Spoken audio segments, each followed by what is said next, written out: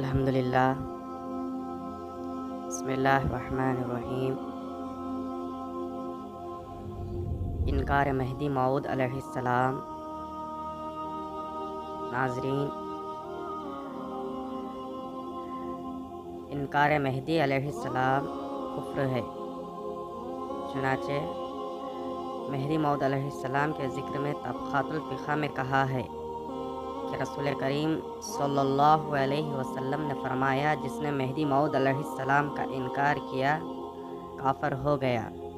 اور نیز اسناد کے ساتھ فصل الخطاب میں مذکور ہے کہ جس نے مہدی موعود علیہ السلام کے خروج کا انکار کیا پس تحقیق کہ وہ کافر ہوا۔ اس چیز سے جو نازل ہوئی محمد صلی اللہ علیہ وسلم پر، جس ذات کے خروج کا انکار کفر ہے، تو اس کے ظہور کے بعد بطریق اولا کفر ہوگا۔ اور جس نے نزول عیسیٰ کا انکار کیا پس تحقیق کہ وہ کافر ہوا۔ اور جس نے ایمان نہیں لایا قدر خیر و شر من اللہ ہونے پر، تو کافر ہو گیا۔ چنانچہ حضرت صلی اللہ علیہ وسلم نے فرمایا کہ تحقیق جبرائیل نے مجھے خبر دی کہ اللہ تعالیٰ فرماتا ہے، جس نے ایمان نہیں لایا قدر خیر و شر من اللہ پر، تو چاہیے کہ میرے غیر کو اپنا رب بنا لے۔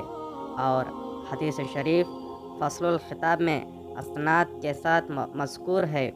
اور حضرت جابر بن عبداللہ رضی اللہ عنہ سے فوائد الاخبار میں روایت ہے کہ فرمایا، رسول اللہ صلی اللہ علیہ وسلم نے، جس نے دجال کے وجود کو جھٹلایا تو کافر ہو گیا، اور جس نے مہدی علیہ السلام کو جھٹلایا تو کافر ہو گیا۔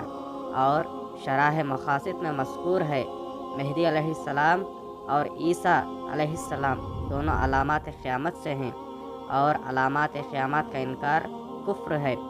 اور نیز مزمرات میں مذکور ہے کہ جس نے انکار کیا خبر واحد سے یا قیاس سے اور کہا کہ وہ حجت نہیں ہے، تو بے شک کافر ہوتا ہے۔ تفسیروں اور سلف الصالحین کی کتابوں میں مذکور ہے کہ عالم باللہ اور ولی مطلق کا انکار کفر ہے۔ چنانچہ نبی کریم رسول اکرم صلی اللہ علیہ وسلم نے اللہ تعالیٰ سے حکایت کرتے ہوئے فرمایا کہ جس نے دشمنی رکھی میرے اولیاء میں سے کسی ولی سے، تو پس تحقیق اس نے مجھ سے دشمنی رکھی، اور جس نے مجھ سے دشمنی رکھی تو سمجھو کہ وہ داخل ہو گیا دوزخ میں۔ اور جب مہدی موعود علیہ السلام ممتاز ولی ہیں اور اس پر مصطفیٰ صلی اللہ علیہ وسلم کی ولایت ختم ہوئی ہے، تو اس کا انکار بطریق اولا کفر ہوگا۔ انصاف نامہ باب دوم صفحہ 30۔